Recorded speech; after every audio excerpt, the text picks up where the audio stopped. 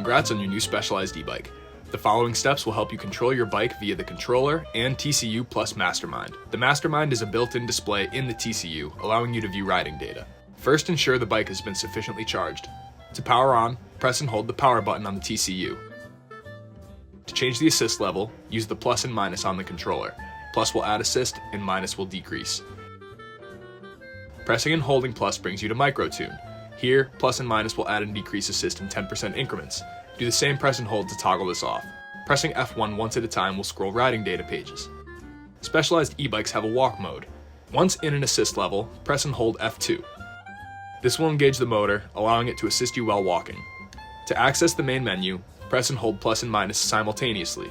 Use plus and minus individually to scroll the menu, F1 to make a selection, and F2 to return back. To power off, hold power on the TCU. You are now ready to control your Specialized e-bike via the controller and TCU plus Mastermind. Safe riding!